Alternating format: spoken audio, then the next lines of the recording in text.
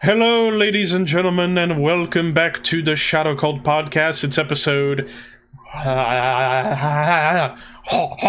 69. Flip that.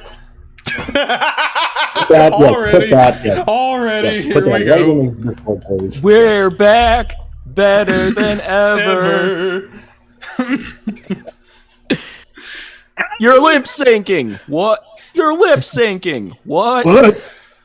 You're lip syncing. What? I said what? I said I was lip syncing. What? Goddamn, boy. Goddamn. 69, dudes. Dudes. What the hell does 69 mean? I comes after 68 and before 70. I may be middle-aged and crazy, but I can at least count my numbers and spell my letters, jackass. Kvlt. And put that. Already we got internet gold we going. got time to make up for it because we weren't here last week. Yeah.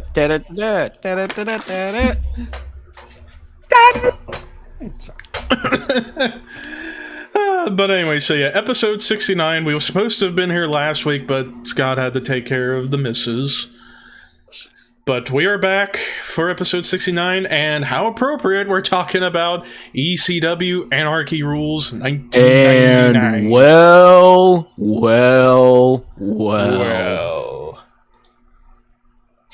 Yes. Yes. Anarchy Rulz. Anarchy. Anarchy Rulz. With a Z. Anarchy Rulz. With a Z. With a Zev?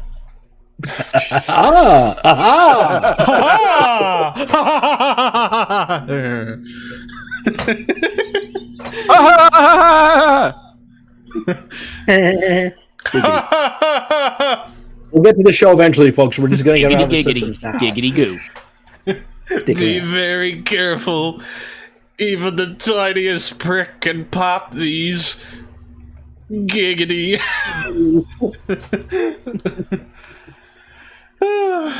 Alright, These so... all look like they're judging me. What the hell are you looking at? Alrighty, so... Philadelphia, I need to retain my independence. You need anything from the market? Power bar! So, Now time for serious talk about wrestling. Yes. And also how appropriate. I'm home alone, so you know what that means. Oh God! Oh God! Well, goodbye YouTube. Goodbye Twitch. Goodbye.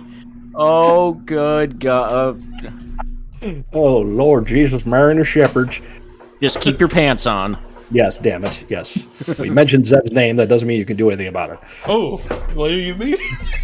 Oh, okay, Shawn's view. Good night, everybody.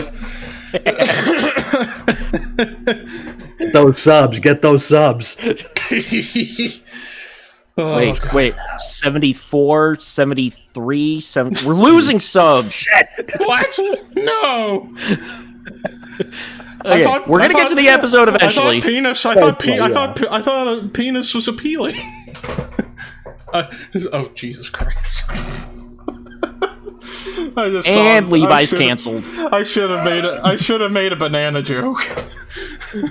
Damn it! I missed the opportunity. Here I come and we want home. Banana boat song. Thank you. The theater of the absurd, right here on the Shadow Cult. That's what we do. Stay tuned. That's what we're all about. Aren't we supposed to talk about some wrestling? Eventually, we're wrestling with our own minds right now. So once we get the 1, 2, 3, and they do the JOB, we can get to the show. Yep. Alright, so now on to some serious business. So yeah, tonight we are talking ECW Anarchy Rulz 1999. Time to go over some statistics before we get into the show itself. So, Anarchy Rulz took place from the Odeum Expo Center in Villa Park, Illinois, suburb of Chicago. Attendance of 6,000, which is the highest attended pay-per-view in ECW history. Live gate $208,000, highest live gate for an ECW show. Pay-per-view buys, 85,000, which was actually the second highest of 1999, with Heatwave being the highest, and the third most bought pay-per-view in ECW history. So, damn good business for this show. Considering the fact where ECW was heading towards, because some history of where ECW is at this point in 1999. Take it away. Well, basically, this is the end of ECW. You can say it. This is the peak of the company, because it's the we're going to get into it's the farewell to Taz. The Dudley Boys have left. The top stars are going away. Rob Van Dam, of course, is poised to become the new top star for ECW. But this is also going to start being the time where it's like, okay, it's go time. We need to make new stars as soon as possible. That's why you see what happens with Just Incredible on the show, Tanaka and Awesome getting involved with ECW, coming from FNW in Japan. Oh, thank you very much. And so there's the advancement also of Lance Storm and Just Incredible, as I said, and of course Jerry Lynn. So the company's really going to go through a big shift over the next few weeks and months. The TV deal is what it is at this point. We know it's a flop. And we're a month into that right here. Yeah. And we know, of course, what happened with the first show and what they didn't like and what they did like as far as the network's concerned. So it just is what it is. Vince is going to be moving Raw to Spike, at TNN at the time, pretty soon at this time. So about a year. About a year. So it's like, we know what the deal is with the business of ECW. So they're going to do everything they can to throw it out there and try to see whatever sticks. And they try to make it work. But yeah, like you said, numbers don't lie with this one. Huge draw, good business, and a good show overall, I think. Oh, yeah. Yeah. And speaking of the show, why don't we get into it? So we kick things off with our opening match, which is Jerry Lynn versus Lance Storm with Dawn Marie. Now, I thought this opener was a fantastic opener between these two. A lot of great chain wrestling, and the crowd goes wild for that stuff.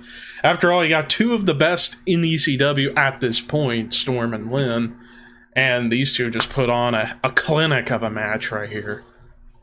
This match's format is what every indie match would try to follow and copy from that point on. I mean, it's not just this match in particular, but it was a style and a process for a wrestling match that would just become the template that all wrestlers in the independents, because I was just getting into the independents at this time. I wasn't even a year in the business at this point. And I wasn't wrestling full time. I was still ring announcing and booking.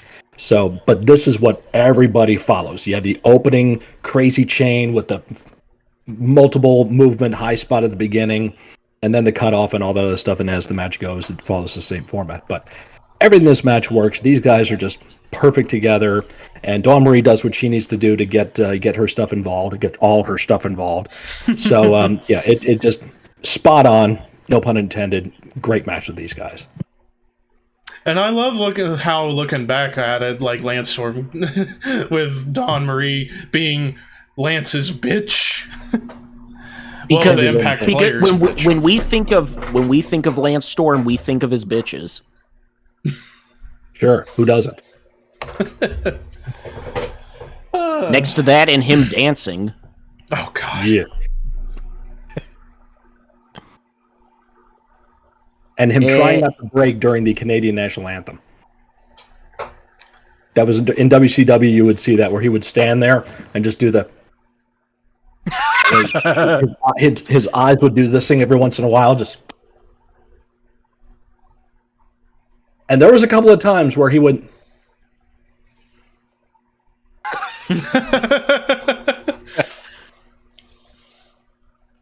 If I can be serious for a minute. Exactly. He tried so hard sometimes. There was moments where he was going to break. He's like, fuck, I'm going to kill my gimmick here. His gimmick was he was boring. But the fact of the matter was, behind the scenes, yeah, he was boring in ECW, but you listen to him like nowadays, like when Jericho started doing his podcast and he would have him, Lance, Don Callis on there, they'd be cutting it up and telling crazy stories, and all of them would be laughing at Lance. Because he just had that crazy, dry-ass humor that no matter what he said, it sounded funny. And he knew it. Yeah. And even guys like Kevin Nash, who quote-unquote hates vanilla midgets, loves Lance Storm. Mm-hmm. Yeah. So there you go. But, yeah, great opening match as Lance Storm defeated Jerry Lynn in 16 minutes, 38 seconds. 3/4 Nelson. That was the finish. Yep. And now the next, I want to get through these next two matches pretty quickly, because they pretty much are one and the same. Yeah. Jazz versus Tom Marquez with Simon Diamond. 58 Simon's seconds promo. of what? Yeah, Simon's promo. Yeah, Simon's promo leads to Marquez getting in the ring, leads to Jazz coming out, leading into a match, and then from there. Yeah, Jazz This beats is Simon Diamond being generous. This is Diamond's pay-per-view debut with the company. He's the first time on pay-per-view with ECW at this point. He was Lance Diamond for years on the Independents and had just won the ECWA Super 8 tournament like the year prior to this, which was the tournament in independent wrestling at that time. It was for several years. So he got signed up as Simon Diamond and go on from there. But yeah, Jazz beats Tom Marquez by DQ in 58 seconds, and then right after that, more Simon Diamond shenanigans leading into the next match, which is a tag team match. Simon Diamond and Tony DeVito versus Chris Chetti and Nova. 4 minutes of fuck this shit, I'm out. Chris Chetti and Nova fought Simon Diamond and Tony DeVito to a no contest in 3 minutes, 52 seconds. What? Well, Chetti pops his knee, first of all. That happens in the match. And shout out to Tony DeVito. I've known Tony for years. He's a great guy, and a lot of respect for him. He's a tough-ass veteran. You do not fuck with Tony DeVito. You do not fuck with Tony DeVito. Can I make that any clearer? Okay? Because Tony's a shooter. He will put you down. He will stretch your ass. I've never had it done to me, but I've had stories told to me, and I never wanted to piss Tony off. That's why. But big shout out to Tony for that. And because we all knew Tony from the Independents in the Northeast, getting to see him in the ring on an ECW pay-per-view, we were all so freaking psyched for him to get that opportunity. Because, again, tough-ass dude, but a good guy who deserved a spot at that time. He'd already been a WWE TV guy, a job guy. He'd worked with Michaels and various other people put him over. Story I loved hearing was Shawn Michaels versus Tony DeVito on WWF programming, Superstars, Raw, whatever it was. And DeVito bumped his ass off for Michaels, and this is when the Clique is in charge. So you get in with the Clique, you're cool. So he bumps his ass off for Michaels, takes that super kick, 1, 2, 3, match is over. They get in the back. Tony's standing there, get his breath. Michaels comes through. Vince is standing there. Michaels comes up, grabs Tony, and Vince, you take care of this guy. Well, hey, there you go. But yeah, fuck this match. Moving on. But yeah, still fuck this match. So, yeah. Bleh. Now we get into the first of 2 3-way dances on this show. We have Super Crazy versus Little Guido with Big Sally Graziano versus Yoshihiro Tajiri. And I thought this was a hell of a 3-way, very, very good 3-way match between these three. A lot of cool spots. Probably the most famous spot of the match was the fucking camel clutch Boston Crab combo on Tajiri. Holy shit, that looked painful as hell. Like, how does your back not snap in half from that? Good lord. Gotta make sure you take care of the guy. Also, the other spot is the sunset flip attempt over the ropes back into when Tajiri kicks his legs up into the tarantula, the way they maneuvered that spot there. Oh my god. There are a lot of guys trying to copy that spot. They can never get it done right. Anything else you want to add in, James? Really fucking good match.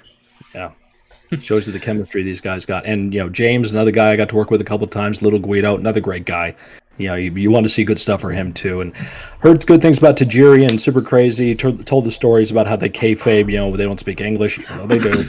But, it's a fun thing for them to rib people. The old story was Tajiri, Crazy didn't speak English. Tajiri would have to speak Spanish to Crazy for any English people. So he was interpreting English to Crazy in Spanish, and then Crazy would respond to him. But it was just all bullshit. They all speak English.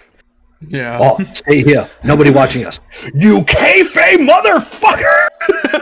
Give a knack. He's pointing at a diesel truck. Oh God. It's funny. It's like the one guy who will say anything bad about Tajiri is Regal. Yeah. Yes, because he pisses him off. I hate him. I hate you. I hate you. And I just would walk on the road and I just look at him and he'd look at me and I just want to kill this man. And I used to question my own sanity and put empty cans of Spam in his bags. And his wife, where's all your buddy? Cans of Spam. Are you a half-wit? Are you backward or something? Cans of Spam. I just remember the video they had. It was an art video shoot on the road with Tajiri and Super Crazy. I didn't have the video, but I remember seeing clips. And they'd be in the back of the van, and they're kayfabe and all this stuff. So where are we going to eat, guys? And Tajiri, sauce. That's how we said it. So the eliminations of the match, Guido gets eliminated first, so then it comes down to Crazy and Tajiri. And in the end, Tajiri defeats Super Crazy and Little Guido in 14 minutes, 38 seconds. Yeah, and Tajiri was getting a push around this time, too, where it's like he was contending for all the different belts. I believe around this time, him and Taz had a match for the world title. Yeah, the last pay-per-view at Heatwave. Heatwave, yeah. Yeah. Mm-hmm. That was the choke out with the barbed wire that was too extreme for pay-per-view, apparently, because it got that far shot in there. Yeah. But, yeah. I mean, you really think about it, like, the first phase of big international competition for ECW was the Lucha Libre influx with Ray and Psychosis. But the next step of that really was Tajiri and Super Crazy. Before Tajiri got the Buzzsaw gimmick and he was just Yoshihiro Tajiri, young boy from Japan, and him and Crazy started having their incredible matches on pay-per-view and TV, that was the next step to that international flair that would continue influencing pro wrestling at that time going into the next century and the next millennium. Mm-hmm. All right, so now moving into the second half of the show, and we kick things off in the second half with Just Incredible with Jason Knight versus Sabu with Bill Alfonso. Now, promo from Just Incredible to start things off, where I guess they were doing this story where Sabu was banned from ECW, reinstated, but Just Incredible puts a restraining order on him, and thinking, ooh, I'm gonna win by forfeit. Out comes Sabu like, fuck your restraining order, I'm gonna kick your ass. And then because anarchy rules. Exactly. He said it. He said it. Roll credits. Yep. But the match itself, I thought it was good, but not as good as it could have been. It was kind of a Sabu match at the time. It was what it was. And they got to get the spots in there with the tables and Alfonso and everything like that. The springboard moonsaults. Yeah, the springboard moonsault. Justin has to get his stuff in. Jason's out there too, get him involved. So it's kind of like it was slow transitions to get to the next big part of the match. And right around this time, this is kind of typical Sabu stuff, really, because 93, 94, 95, that's all Sabu for ECW. Sabu, ECW, synonymous. Everything Sabu does, doesn't matter what, is over. Since so many people have copied the style and kind of started doing it, you might say, better, Sabu is moving down, the totem pole a little bit. As far as, influence is concerned, he's still a name, he's still important, and he's such a name that, as I stated earlier, this is going to start seeing the rush to make new stars. That's what this match is all about to do for Just Incredible. Because if he beats Sabu, it's going to elevate him. It's going to make him a bigger star. So, and, as you'll get to the finish... I actually kind of forgot the finish. It's been a bit since I've seen the show. It's a spinning tombstone Just Incredible on the table. The spinning tombstone on the table. That's incredible. Yep. 2 of them. Yep. Yeah, but in the end, Just Incredible defeated Sabu in 14 minutes, 6 seconds. Mm-hmm. Now we get to the second of 2 three-way dance matches and the first of 3 championship matches of the night for the ECW World Heavyweight Championship. Kind of shocked this wasn't the main event, but oh well. champion Taz defending against, well, originally it was set to be Taz versus Masato Tanaka, but then, and also I forgot to mention, at the beginning of the show, we saw Tanaka arrive to the arena. Judge Jeff Jones showing up suggested that, like, Mike Awesome's gonna get him, and Tanaka knocks him over the car. And then, before the match starts, we see Jones and Mike Awesome through the crowd, and Taz cutting this promo on him, telling him to get in, and telling Paul to let him in, and Paulie lets him in, and now it's a three-way dance. And kind of a shock way to start it off by having Taz eliminated 2 minutes into the match. Because, yeah, Taz is getting ready to go to WWF by this time, and this is his last... The word was already out. The word was already out. He was not coming back, and when his contract was up, he was going to the WWF, so the fans were like, you sold out, you sold out. All that stuff. Fuck you, Taz. Fuck you, Taz. Oh, yeah. Take the AEW diehard fan base now. That is like that's like an extreme version of what those fans were like then. Because back then we didn't have Twitter and Instagram and social media and all that. Imagine if ECW fans back then, if there was Twitter back in the 90s. Dude. Oh my God. ECW is the best promotion and fuck everything else. Yeah. Everybody's a sellout. Fuck Shane Douglas. Fuck, Mankind. Mankind sucks. Fuck Mankind. Cancel Jericho. Mankind. Cancel Mankind. That would have been a hashtag. Rey Mysterio. I hope he gets jobbed out in WCW. Yeah. Everything. Lance Storm sucks. Go back to Canada. He's boring. He can't cut a promo. Rob Van Dam. He should be every champion because he's the greatest pro wrestler in the world. Yes. Though, to be fair, RVD around this time was one of the best, but... Yes, he was, yeah. And we'll talk more I about him digress. in a little bit.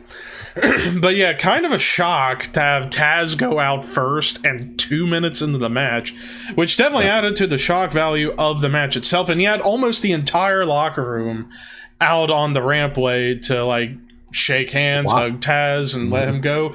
So then the rest of the match is Awesome versus Tanaka, and holy shit, was this a great match. The two bludgeoned the shit out of each other.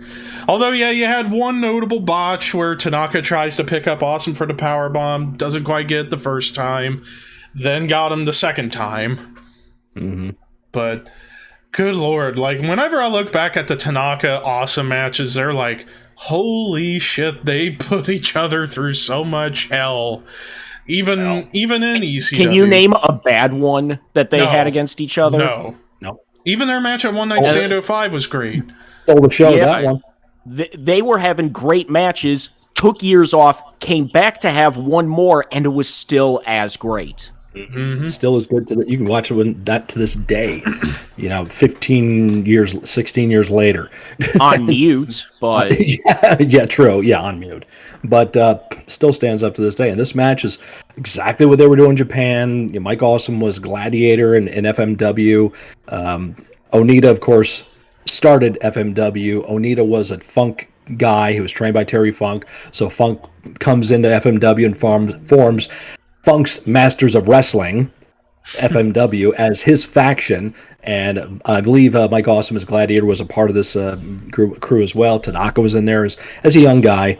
So they bring Tanaka in first. Now we're going to bring in Mike, and you guys are going to have the crazy match you have over there. You're going to do that here, and our fans are going to fucking jizz all over themselves. But let's not forget, a year prior at Heatwave 98, they had an awesome freaking match.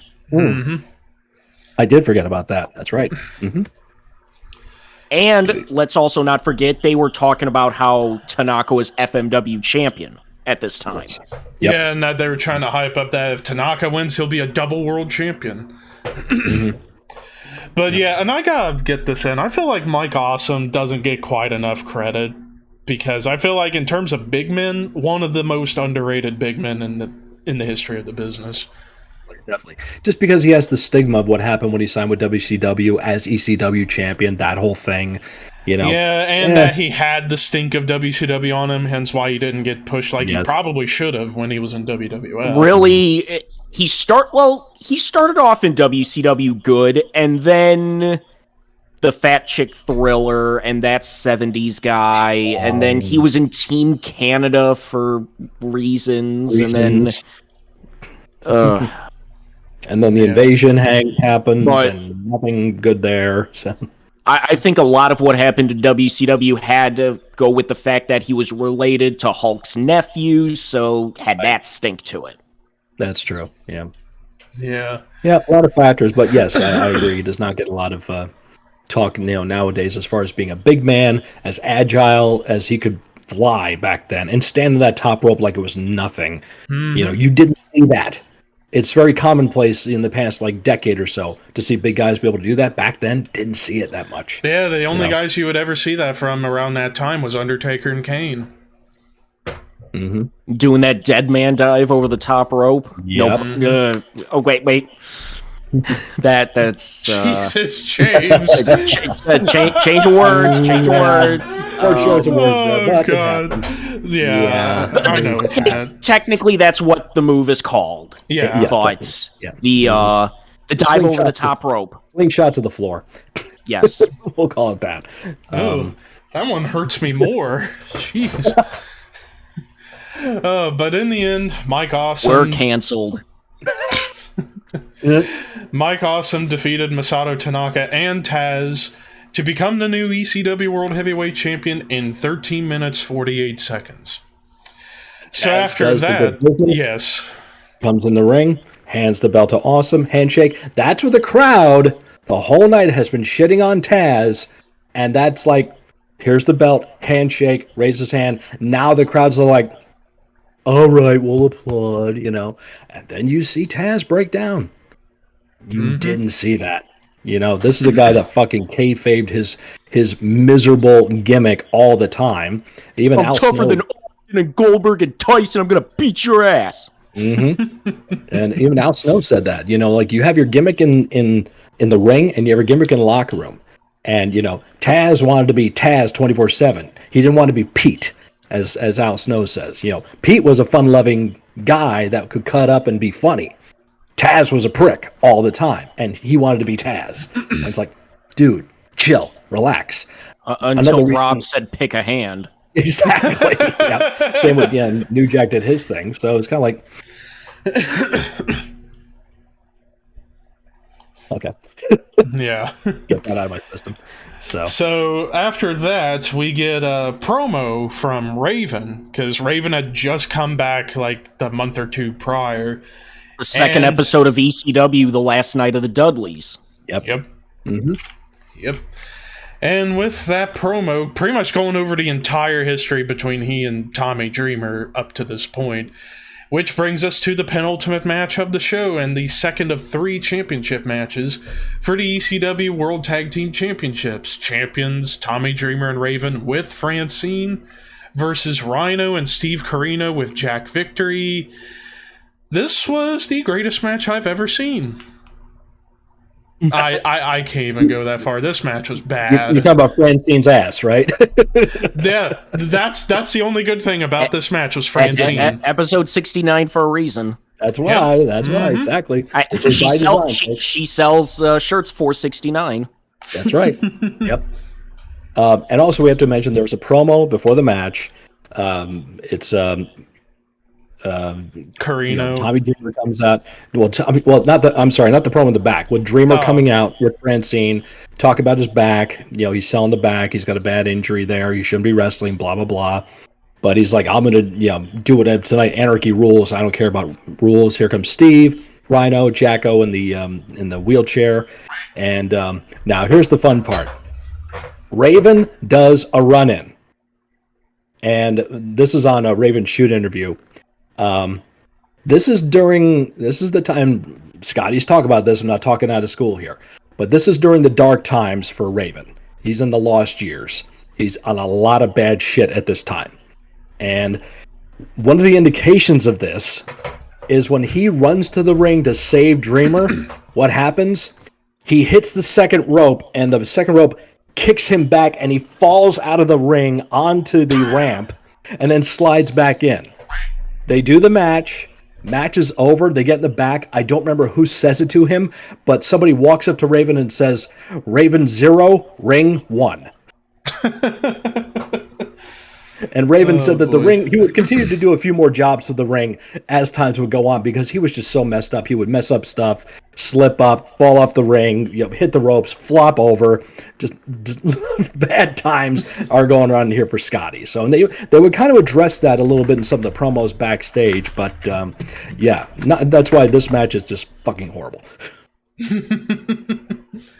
Yeah. And in the end, Tommy Dreamer and Raven defeated Rhino and Steve Corino to retain the tag titles in 3 minutes, 24 seconds. And with all those 7 matches down, we got one more left, and it's time for the main event and the third championship match of the night for the ECW World Television Championship. Champion Rob Van Dam with Bill Alfonso versus challenger Balls Mahoney. The match itself was really fucking good between these two. 20 minutes, though? Pay-per-view main event, brother. Got to give the people their money's worth. Let's not forget, too, there's more chicanery at the beginning of this match, too. Yeah. Because this was not the originally scheduled match. No. Mm-hmm. What would have been that match, good sir? Johnny Smith comes out. I forget with who. Because I think it's supposed to be Johnny Smith against Rob Van Dam for the TV title, something like that. But, Johnny Smith... he was doing Japan. He was from the Stampede, wrestling and stuff like that. So he had some notoriety internationally. But there wasn't going to be anything going on here. They have Rob come out, and then here comes Axel. Here, actually, it's Axel that starts this. I think Axel starts the promo. He's like trying to babyface the crowd and stuff. Then Johnny Smith comes out with somebody. I forget who. Maybe it's Judge Jones or something like that. Eventually, transition happens. Balls comes out. They take out Johnny. They take out everyone else. Here comes Rob, and then they kind of intimate that it's going to be Balls against Rob. And then that's how we get this match in the main event. Because I think wanted to call Mike Awesome out for a world title shot, and then all that stuff. And it's like, okay, now he's going to be going for the TV title. Rob, come out. Yep. Yeah, something like that. So. That's, again, another indication of the crazy type of format you would see with that company, which would be emulated and copied by so many thereafter. Yeah. But yeah, like I said, really fucking good main event between these two. But I feel like it could have benefited more if it was 5 minutes was cut off. Make it like 15. That's just nitpicking, though. But, I mean... Yeah, RVD was one of the best at this point. He could have a good match with just about anybody at this point. And Ball's no slouch either, and he put in his all in this match as well. And I have seen a lot, like prior to the match itself, I had always seen highlights of this match, like in the ECW intro and stuff like that. Like, this was like the big RVD match you would see on the intros all the time, was from this show. Yep. But really fucking good main event as Rob Van Dam, with the 5-star, defeats Balls Mahoney to retain the television championship in 19 minutes, 39 seconds. 6-star in the Tokyo Dome. Shut up, Meltzer. Fuck you, Meltzer. Actually, the attendance of this week's show was 59,752,540. Actually, Kenny Omega versus Bryan Danielson got 85 stars. Because it is the greatest match in the world, featuring Bryan Danielson. No longer Daniel Bryan. No. We'll get to that. We'll get to that eventually, yep. Overall thoughts on Anarchy Rulz, guys. That's so, right. Overall, oh my lord. So overall, despite a few missteps, this was a really fucking good pay-per-view. Probably one of the best ECW shows I've ever seen top to bottom. It's often regarded as one of the better ones. Absolutely. Yeah. So, overall, I'd recommend people check out the show if you have never seen it or if you haven't seen it in a while. Now on to favorite, least favorite, sleeper, and shocker of the night. Favorite, I'm gonna give it to Storm versus Lynn. The least favorite, fucking Chetty, Nova, and Simon and Devito. Fuck that match. Sleeper. I'm gonna give the sleeper to the main event, RVD and Balls, and then Shocker, the 3-way for the world title. Scott? My favorite is the 3-way for the world title, Taz, Awesome, and Tanaka. My least favorite is the tag title match, because what the fuck again? Just as bad as the other segment there. My sleeper is Lance Storm and Jerry Lynn, and my shocker is main event Balls and RVD, because people will not know how good Balls Mahoney actually was. And if they see this match, like, whoa, that motherfucker was good. Yeah, he was. James? My favorite was the 3-way for the world title. Least favorite was the Chetty tag match. My sleeper was the other 3-way. And my shocker was the main event. There you go. All right, so Push Job Endeavor. Push Job Endeavor. So, well, we can't endeavor Taz. Because guess what? That's happening here. So, oh, Jesus Christ. Now, I did not think about this ahead of time, so I'm doing this on the fly here. So... Break it about the ladies. Is Arthur Jones in the chat? He was. What up, Arthur? If you're out there, Arthur, hello. So let's have fun with this. Let's have fun with this. So let's think about this. Let's think about this. Okay, let's think about this. Oh no, I'm not doing that. Talking to myself over here. Hang on. No, yes you are. No, I'm not. Shut up. Stay out of this. Why? Because I told you so. Why are you talking to me? I don't know. We're doing a show. Yeah, I know. Stop it. Okay, fine. Hello. All right. Clip that. So don't bother. It's stupid. Just being goofy. So let's do this. Let's do Push Job Endeavor. We're gonna say Just Incredible, Balls Mahoney, and Lance Storm. Oh, Jesus Christ.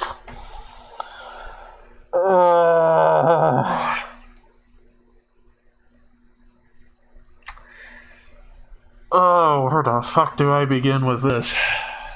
Mm-hmm. I guess Push Justin, because he's starting to get on the rise. Job Balls, because he can maintain sympathy with the crowd. And then Endeavor Lance, so he could go to WCW and become triple champ Lance Storm. There you go. James? See, I'd push Lance Storm. I would job Balls, and I'd endeavor Credible, because as good as I thought Credible was, he was over-pushed in ECW.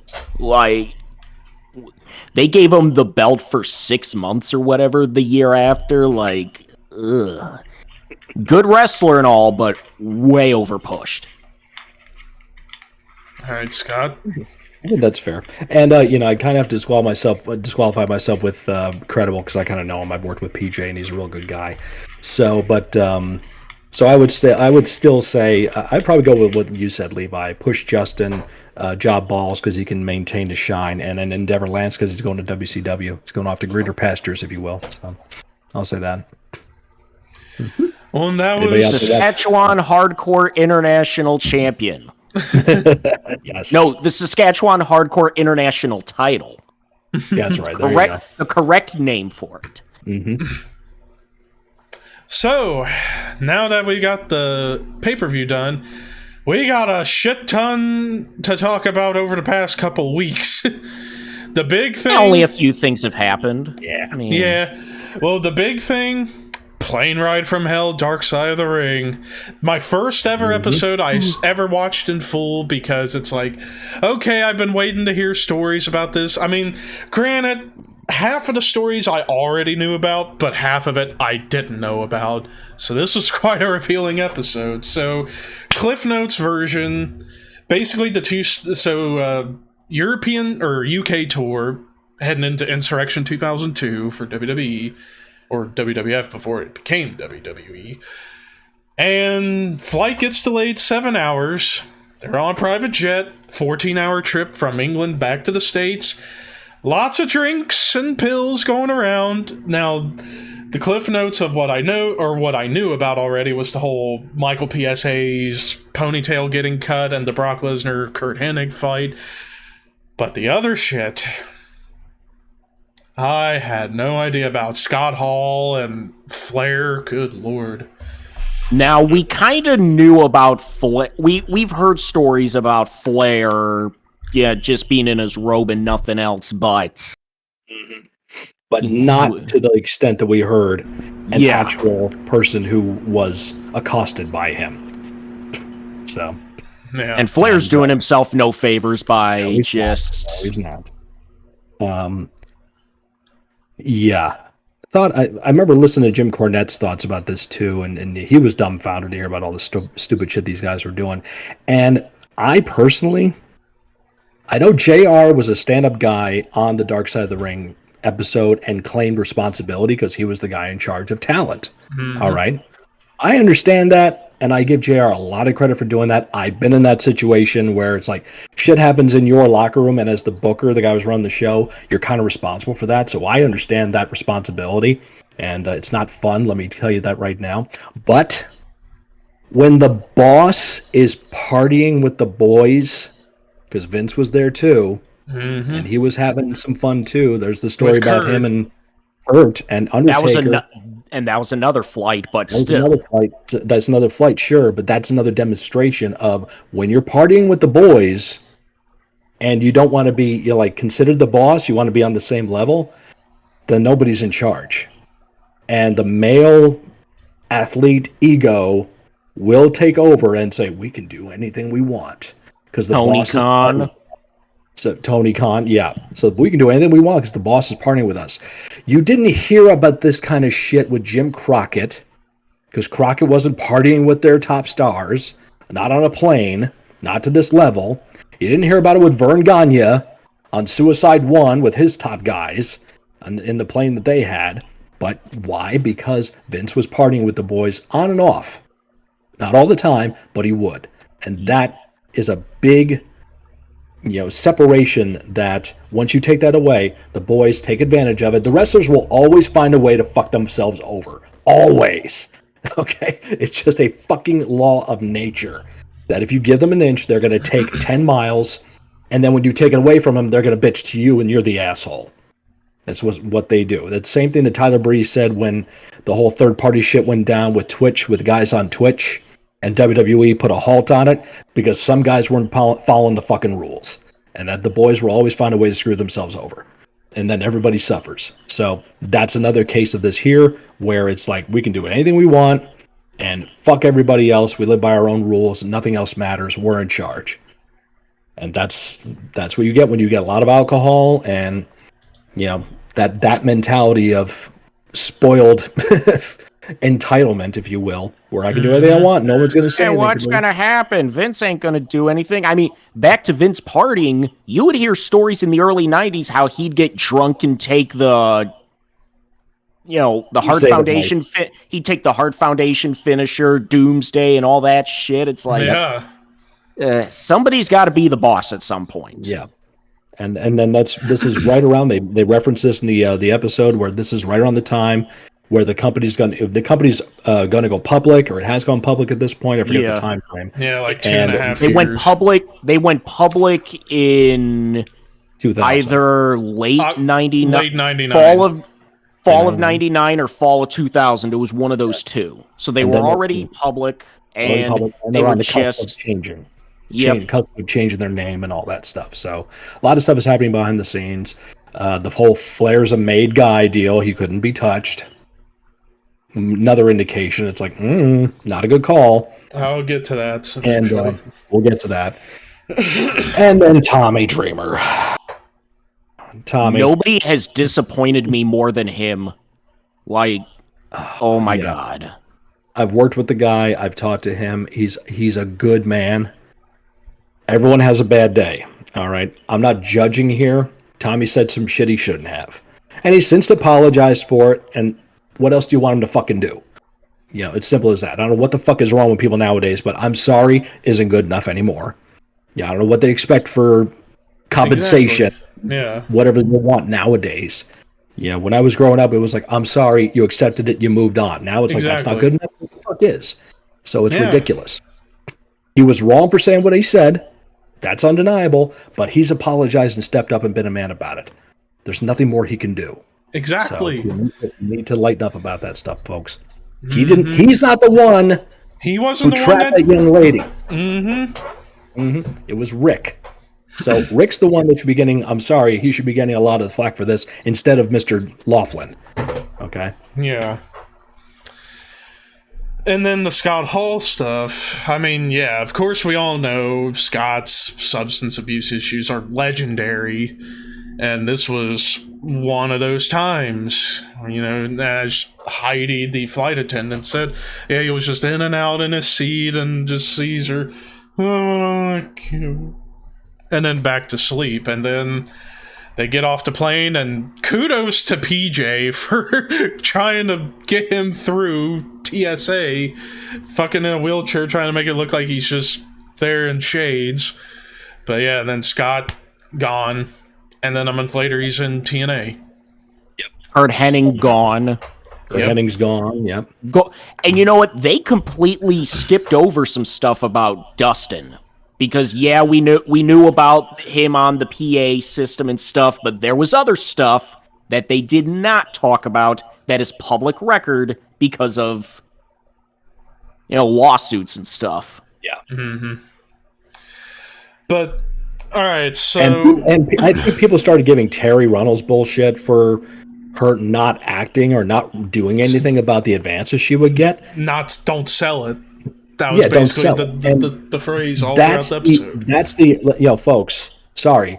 Wrestling business has been around a long time. It's been around before political correctness, okay? I'm not making excuses. I'm just stating the facts here.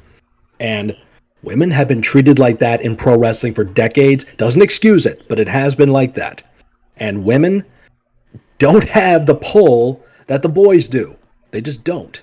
So when they get ragged on or they get, approached by some guy or they get, some kind of advance they don't want, there's really not a whole lot they can do, unfortunately. It's just a fact of life. They're going to mace these guys or they're going to kick them in the balls. They're going to get fired because it's a boys' club. At least it was a lot more back then, And Terry did the only thing she could do. Don't fucking sell it, because you sell it, they're going to keep doing it. That's a rule you learn in pro wrestling when you're getting ribbed. When you're getting ribbed, you don't sell it, because otherwise, if you do sell it, you're going to keep getting ribbed, and it's going to get worse and worse and worse. So if you don't sell it, they realize, all right, you're not worth my time, they'll move on to somebody else. Ask, Randy Orton about that shit. Literally, that shit. So, it's almost like this is a metaphor for real life. Get out of here. Exactly. So now my point is, don't give Terry shit. Don't give Terry Runnels shit about this. All right. Mm-hmm. So now my perspective on all this after watching the episode, the whole thing with Dreamer, it's like, okay, I can get to a certain extent, Flair doing his shtick with the robe, showing his dick to make people laugh. I can get that, and yeah, a prank is a prank. It is what it is. But yeah, the stuff with Heidi, it's like... And even Heidi herself said that she knew he didn't have any intention to do anything horrible.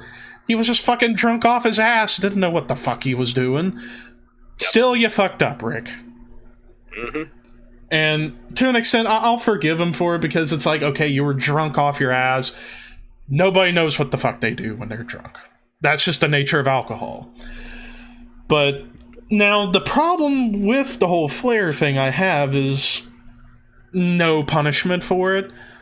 It's like, yeah, Scott Hall gets let go, Hennig gets let go because of Flair stuff. Fined. Goldust got fined. Mm-hmm. If I was JR, I would have at least fined and given like a 1-month suspension to Flair, and I think that would have been fair, all things considered, because he was right back. Yeah. Well, there you go. Because it's there should have been something. He was in the middle of a feud with Austin at this point. That's true. That is true. Yeah, they would have had if Flair would have ended up getting suspended, they would have had to figure out some way to write him off for a month and then bring him back in June. And of course, Austin would have been gone by that point. So it's like, well, I'm trying to remember. I think Flair was just starting his stuff with Jericho at that time. No, so the Flair Austin stuff transitioned to Flair and Guerrero, which then went to Flair and Jericho heading into SummerSlam. So yeah, they would have had to figure out some way to write him off. Maybe they could have just had Austin beat the shit out of him and put him in an ambulance. He was also co-owner of Raw at the time, so they would have had to do something with that. That's true too. Yeah. But something should have happened. Yeah. Mm-hmm. But now for Tommy, it's like, okay, I get his perspective at times. It's like, I agree people should grow the fuck up when it comes to pranks and stuff. But with something like that, it's like, don't really joke about that kind of stuff too much. Because it's like, the woman was crying in the shower over it, even though she very quickly moved on from it, because it's like, well, at least she wasn't raped or forced to and all that. Just barely touched him because Flair was drunk off his ass. That was it. But still, Dreamer could have said what he said, come off of it a little bit better. Well, and also let's also acknowledge the editing that was done on purpose. That too. To really, showcase Tommy as a bit of a prick. Because let's look at the context of this. Tommy was not standing next to Rick or the flight attendant when it happened. All Tommy can do is go by his own personal history and say he has seen Flair do this in the past, not to that extent, but he's seen something like that where it's supposed to be a joke. Mm-hmm. That wasn't the case with this. So if Tommy had intimated, he said, well, instead of emphatically saying he's not a rapist, he's not going to do that, it's a joke, blah, blah, blah, and made it some kind of statement to say, I have seen him play this up as a joke on other occasions. This obviously was not that. And maybe probably wouldn't have been as bad as people were giving him shit. And go back to your point of like, what else can Tommy do to, people are going to forget about it in 3 weeks. Yeah, people will forget about it eventually anyways, but still, that's one of the things I hate about people today. It's like, an apology's not enough. What the fuck else can someone do? Give you money? And no one's gonna do that. And why should they? But I digress. Yeah. But that was unfortunately, and I fucking hate it. But anyways, the bad stuff about it out of the way, let's talk about the crazy shit. The fucking Bradshaw knocking the fuck out of Hayes, and then X-Pac snipping his ponytail and putting it in a Ziploc. And the boys popping. Jesus Christ. I mean, I knew about that story a little bit, but not to that extent. I was like, holy shit. They really did him dirty. But they're fucking Bradshaw gets up, decks him right in the fucking face. Knocked his ass back to world class. Yeah, and he doesn't wake up until the plane lands. And then he realizes, who the fuck cut my ponytail? Cut my ponytail? You don't mess with the fucking Freebird. I get more shower time than you get ring time, motherfucker. And X-Pac hung it up on the wall at TV because the next day was Raw. Yeah, the next day was Raw. Holy shit. JR finds it and throws it out. I wish they would. It's like stuff like that. Don't fucking throw it out. Keep it as like a relic of this is what happened. That's what Cornette did with the Shawn and Brett fight. He took the clump of hair, and then his ex-wife took the hair. Yep. Yeah. Which is funny as hell. Yeah. Now, the Brock Hennig thing, this was the big one that I already knew about beforehand, but didn't know how it led up to it. Yeah, of course, we all know Kurt Hennig, Mr. Perfect, whatever you want to call him, was a legendary ribber in the business. And people loved him for it. Brock Lesnar, though, not the kind of guy you really want to pull a rib on. Shaving cream, smack, splat, and then they go at it and almost break through the emergency window or door and nearly falls 30,000 feet to their deaths. Jeez. It's like Kurt's ribs were kind of mean-spirited, while Owen Hart was fun ribs. Yeah. Because you got to remember, Kurt Hennig is the reason the Bulldogs and the Rougeaus hated each other's guts, and how far that freaking went. Yep. Yeah, that was. Whew. But yeah, it's like if Kurt were still around today, people would be telling him, "Kurt, I know you love pulling ribs, but you don't fuck with Brock. Even if he's a rookie, do not fuck with him. He will fuck you up." Yeah.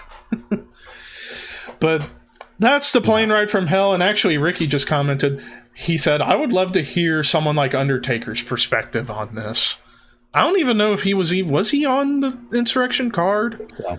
I don't think so. It was a Raw card, and he at the time was back and forth. No, he was Raw. Yeah, no, he was Raw.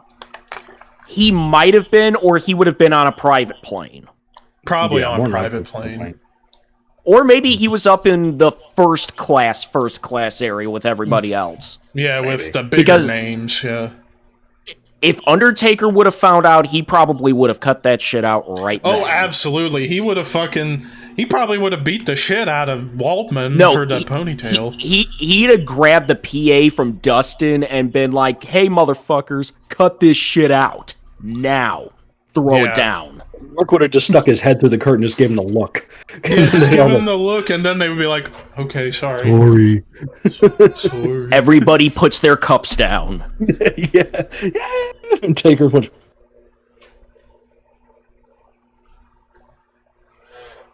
Don't make me come back through again. I'm only going to do this one time. Come back through again at your ass. Sit back down again. Is everything okay up there? No, it's fine. But there's going to be no problems the rest of the trip. Yep, so be quiet. And now that I think about it, well, man, if Taker was on that flight, if he had just stuck his head out, things would have ended up a whole lot different. But it is what it is. So that's the plane ride from hell. Now you guys can talk about the canyon stuff, because I didn't watch that episode, but I heard it was fucking sad. I haven't watched it either. So I haven't watched it either. I've just read about the reviews of it and stuff. Oh. Why Raven wasn't on the episode is beyond me. He was not asked, apparently. The Young Bucks were on it, but Why? But Raven was one of the people really close to Canyon. Yeah. At least when I saw the commercial for it, I was like, they need to have one or both people. They need to have Randy and Vandy on this show. Wait, Randy and Vandy. Raven and Vandy, excuse me, on the show. Scotty and Vandy, if you will. Yeah, but James Mitchell, Vandenberg. And was thankfully... DDP on it? Yeah. No. Okay. Was he on it? Okay. DDP was on it. Oh, okay, cool. Well, at least you had him. Yeah.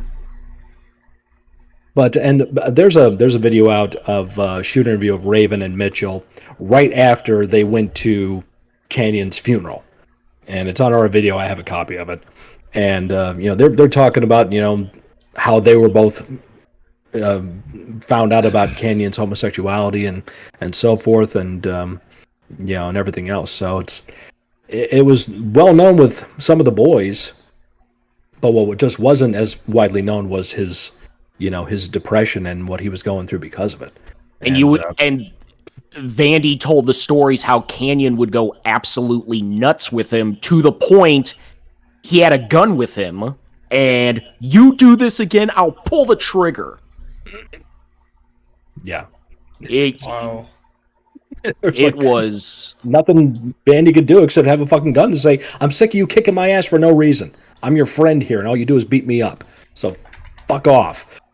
And of course, they brought up the segment with The Undertaker and how beat the hell out of him and then hit him with the chair really hard. Mm-hmm. Which Undertaker hit everybody hard with a steel chair, from Brock Lesnar to Maven to Kennedy, Randy Orton. Yep. Because, folks, it doesn't sound right, but that's the business. You got to make it look good. And there's some guys you just don't give a gimmick to because they're going to make it look really fucking good. Scott Hall's one of those guys. Undertaker's another one of those guys. Don't ask them to hit you with something like that because they're going to fucking hit you and make it look good. Because it's either you or the business, and the business is going to win. So. And then the Howard Stern interviews with Cena and Flair calling in, and all Cena said was he didn't think Kanyon was good, which that's his opinion. Exactly. He never said anything about his orientation. He never said anything. He just thought he wasn't a good wrestler, which, who's a good wrestler and who's not a good wrestler is subjective. Mm-hmm. Cena said the same thing about Punk.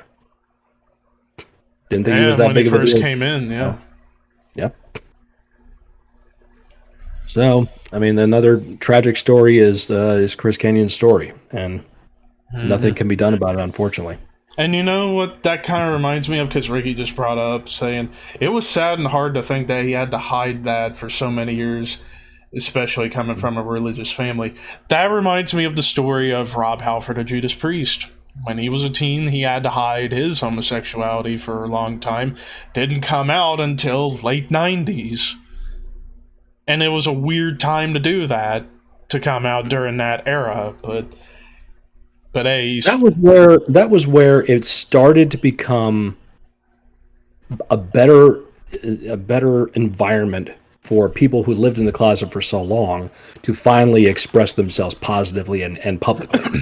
So it was a slow process. It's not as open as it is now, for lack of a better term, for people that have lived, in the closet, so to speak, for so long. It's easier, it seems now. It's not 100% easy, but it's easier now for people now to accept themselves and express themselves openly than it was back then. So like a guy like Rob Halford, you already have respect for the guy for his metal prowess and who he is. And his voice. It's like, he's gay too. Cool.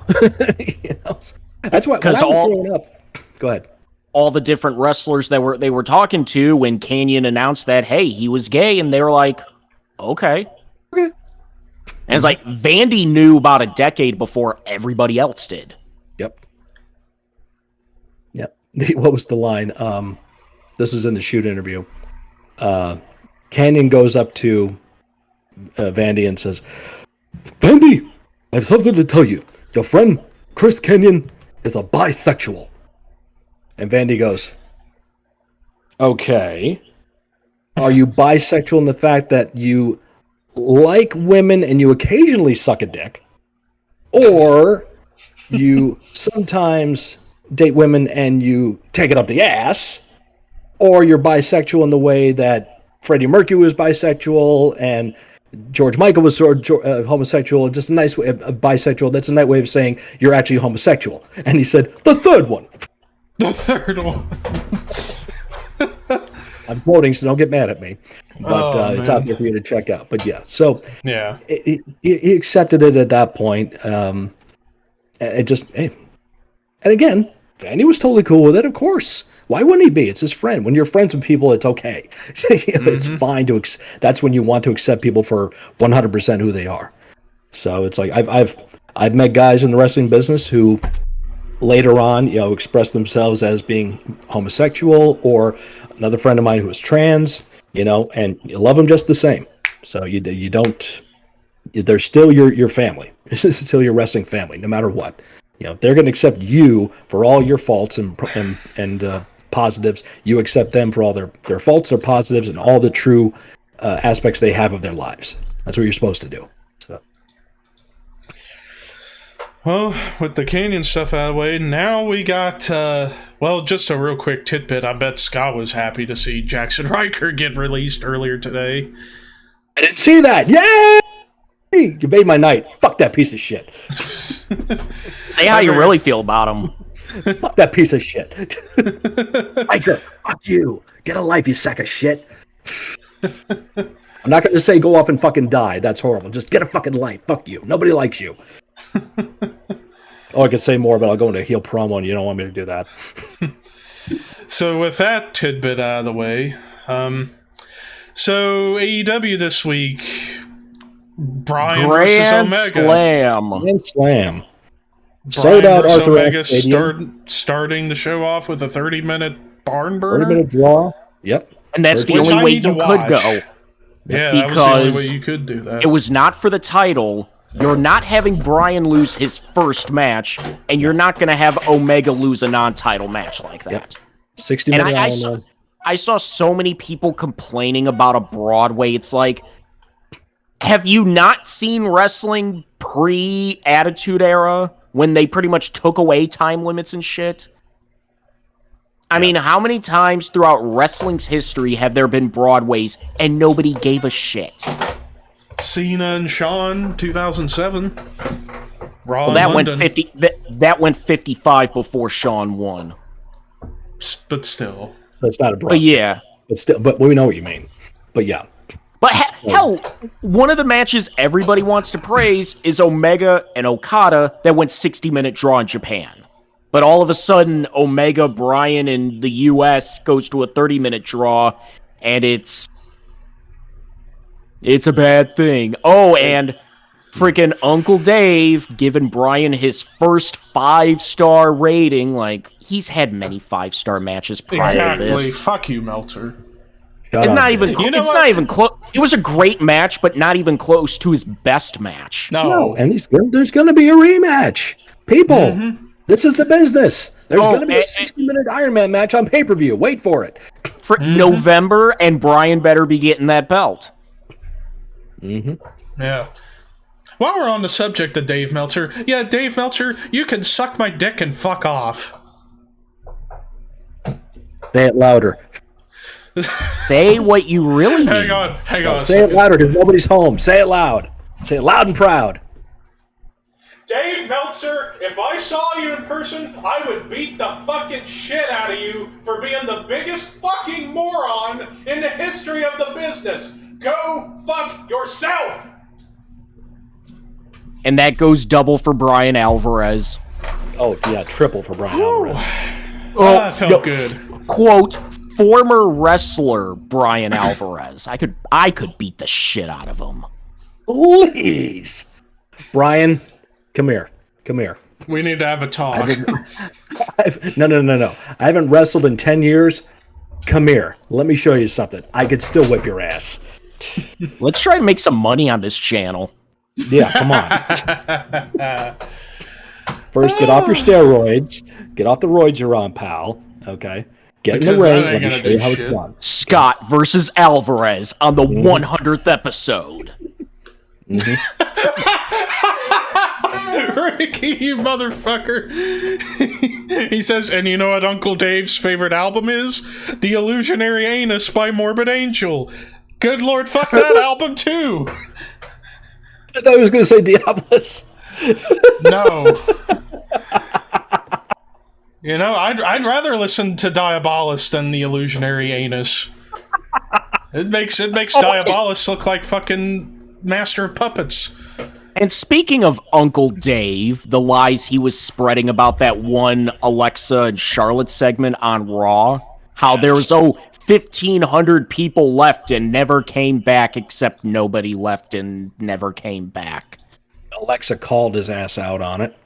And him and Alvarez doubled down on it. Of course. Mm-hmm. Yeah. Dave and Bryan, just go away. Your time is done. All right, it was done 5 years ago. Just nobody's told you. I'm telling you, you're done, boys. Go home. We don't need you anymore. If anybody should be canceled, it should be those two. Yeah. Mm-hmm. Oh man. Oh man. Now that just reminded me of something. Well, fuck. Now I forgot. Dumb and Dumber. Son of a bitch! I forgot. What was I gonna say? Just like Zeb Bellringer, it'll come to you. Ah! Aha! I hate you the most. No, you don't. Oh, God. No, you don't. I'm trying to get my train of thought back on the tracks here. Might be a crazy train. going off the rails. Maybe. Or the train of consequences. Aha! Doing you favors and taking all your money. Guess you should feel sorry, but I don't even trust me. Why am I blanking on what I had in my mind? It was a good thought, too. So you're saying you're shooting blanks?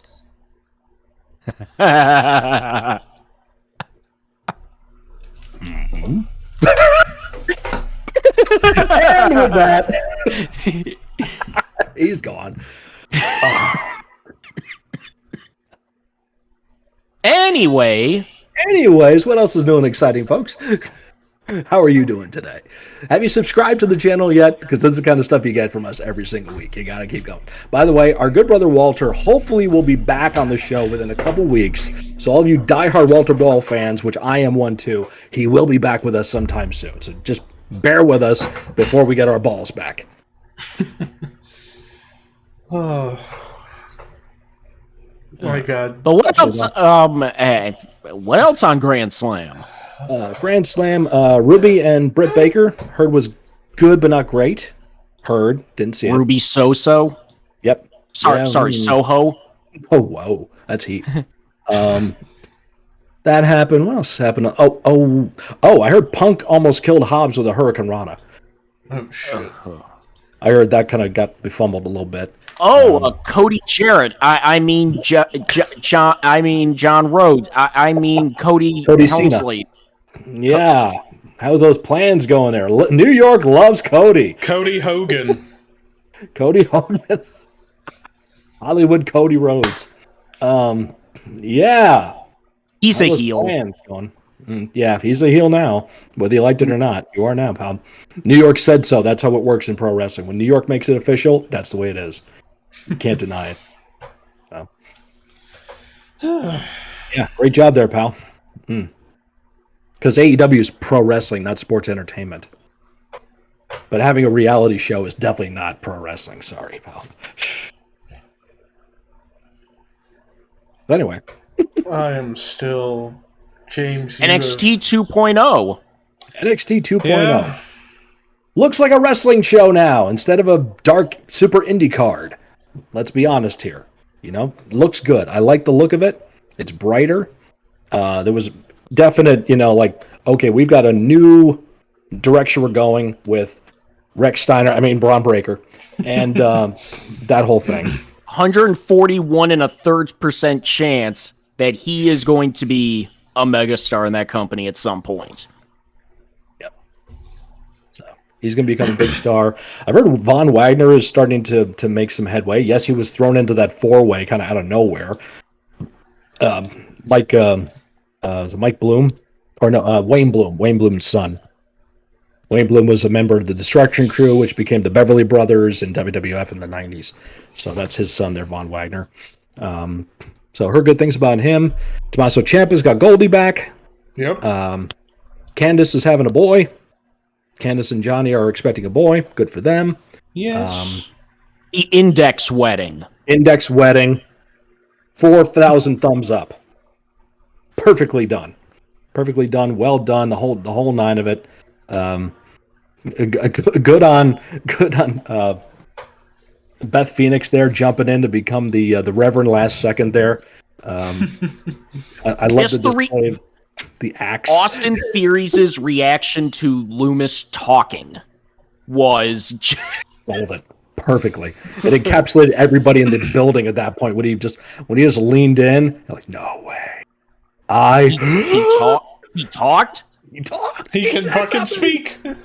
And what did because nobody ever saw TNA before. Nobody saw Sam Shaw. Nope. I never saw it. He also did, when he first came into NXT, they did one of those interviews they did with the new people, like what was your favorite wrestling memory growing up or whatever, and he was in that too. But that was before he was Dexter Loomis. But yeah, so that was absolutely brilliant. Fantastic stuff. Good TV. I heard that it's the Dynamite or the Rampage, or maybe both. Ratings still ain't showing strong. They're not. In Punk's debut was the peak, and they've not matched it since. And we felt like this was going to happen. I was expecting this week's Dynamite to probably be their highest rated show. Yep. And it got like 1.28 million. Yep. And that's supposedly, before this week, the last two Dynamites were, quote, beating Raw in the 18 to 49 demographic. Week.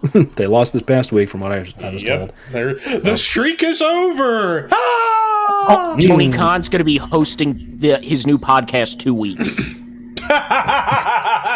2 weeks, ladies and gentlemen. We beat Raw for 2 weeks in the 18 to 49 demographic, and then we fucked it up. Mm-hmm. Oh, man. Oh, man. So, yeah, all that's going on, but fucking A, Raw and SmackDown this week with the crossover happening, with Big E and the New Day reunited, with the Bloodline, and then the fucking three-way with Big E, Bobby, and Roman. Which, since we didn't get to talk about it last week, Big E WWE Champion. Yes. Get you right here. You feel that one. Another guy who definitely has deserved it for a while. And getting it the right time. You saw on Twitter, everybody all across wrestling, all across companies, put him over. Much love, yes. Yep. And, that's the person out there who did this. I want to give you a big hug. There's that great shot somebody made. It's Big E sitting on the apron of the ring with the belt in hand, and standing over him is a shadow of Brody Lee with a big E and like smoke right next to him. Standing, looking over him like a proud papa type thing, because they were very close friends. So whoever made that, thank you for doing that. That was such a great moment to like encapsulate how everybody felt about that. And when that son of a bitch went on television, he said, all the great people here tonight who appreciate me, and one very close good man up in heaven, that whatever that line was there, and the crowd started chanting Brody. That's the reason I want to see a guy like Big E get that spot. Well deserved. So.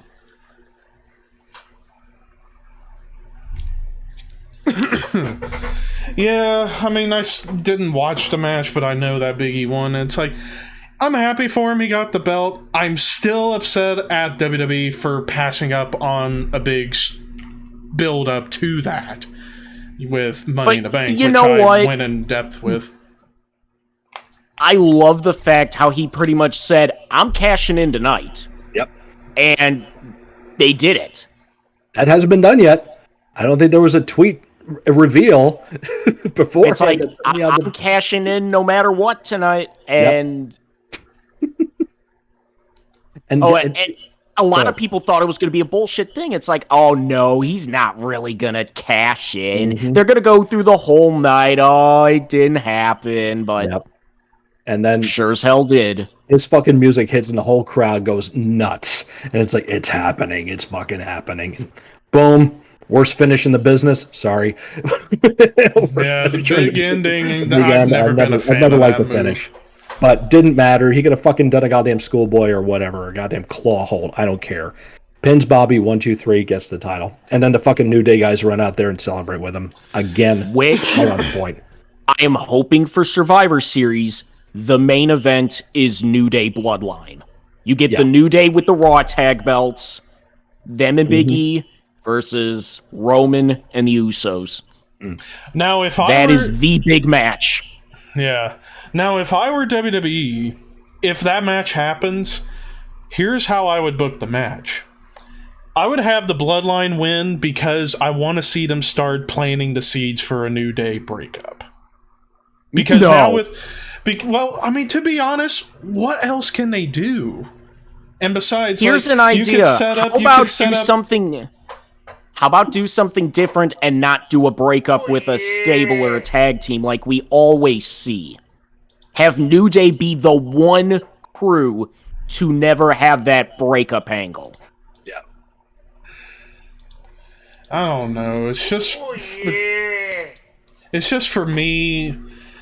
What else can they possibly do? Well, unless you give Woods a world title at some point, which, to be honest, I don't think that will happen. But the scuttlebutt has been, they're supposed to be bringing back King of the Ring. Give Xavier Woods the King of the Ring. Let him get that. Because, let's face it, Woods is not that... He's just not a top guy. He's not. No. Okay. It doesn't fucking matter. He's still over. He's still relevant. Those are the two important things right there, to be over and be relevant. They still are. So I agree with Levi in the fact that there's not much left for them to do, but I agree with James too, where I don't want to see them break up because these guys know the business, they know their business, and they'll find something. They have the whole time. This was not supposed to work. This was not supposed to fucking work, remember?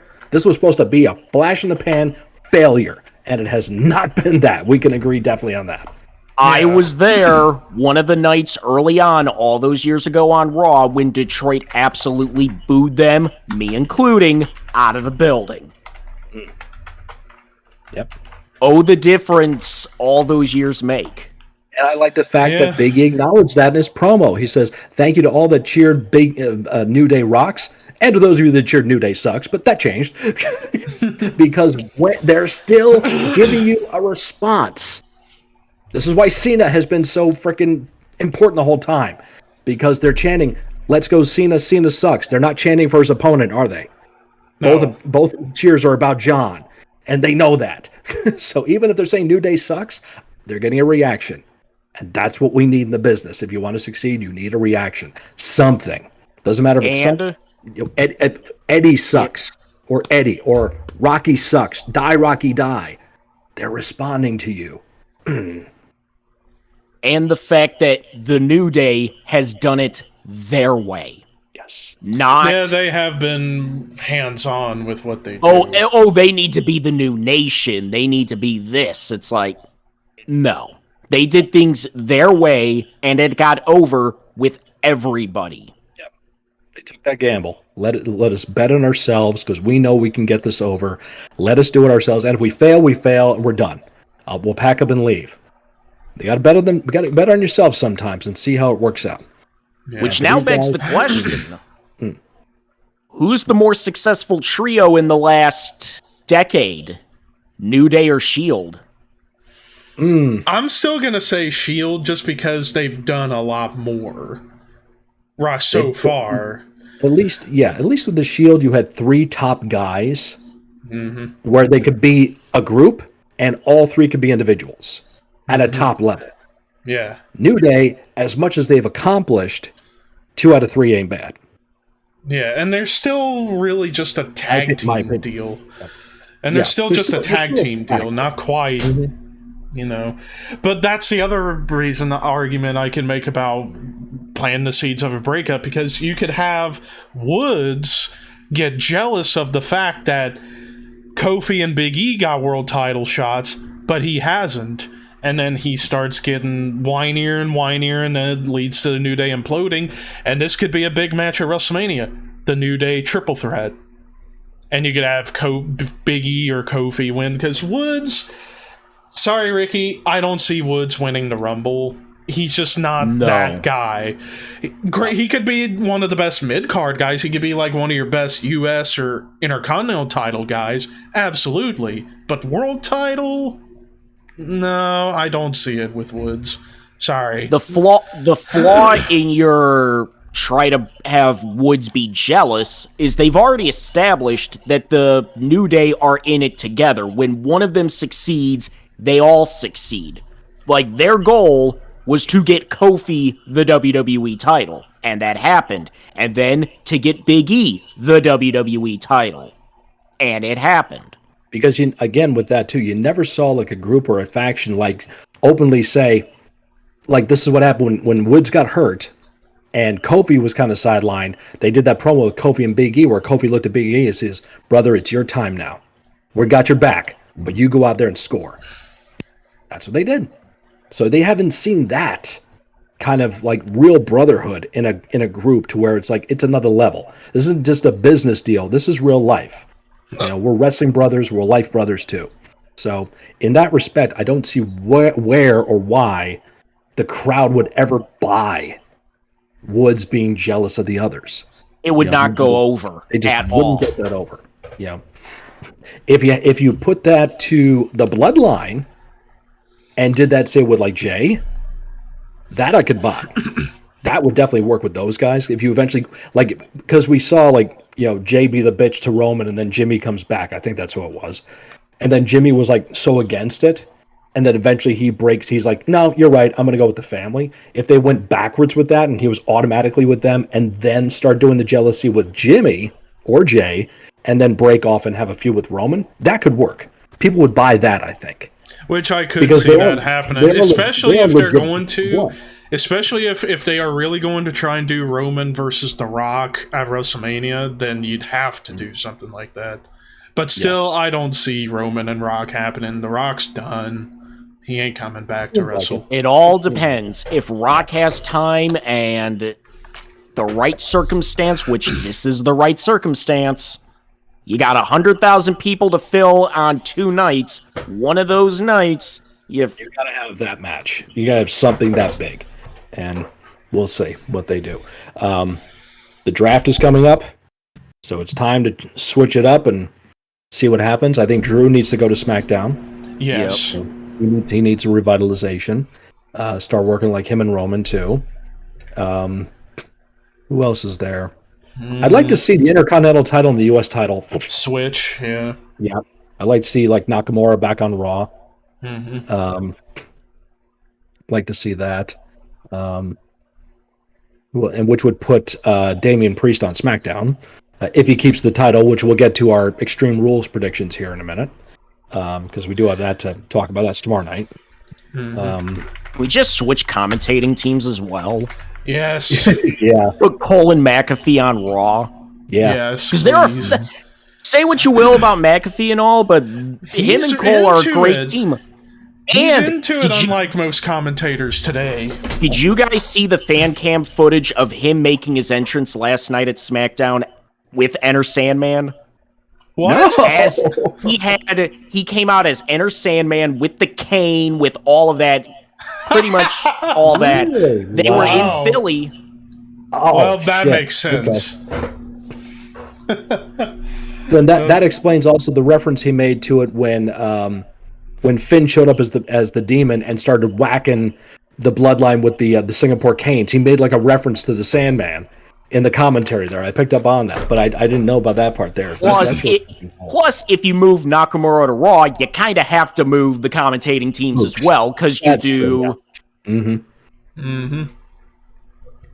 Yeah. But now on to the Extreme Rules predictions. So we got 6 Don't matches. you mean normal rules? There's one match right now. Yeah, there's only one match. Regular rules. Regular rules, yeah. Anarchy Rules, not tonight. So we got 6 matches. So first off, Liv Morgan versus Carmella. I say Liv wins. Me too. Keep momentum going. Liv, yeah. Then we got the Raw Women's title match, Charlotte versus Bliss.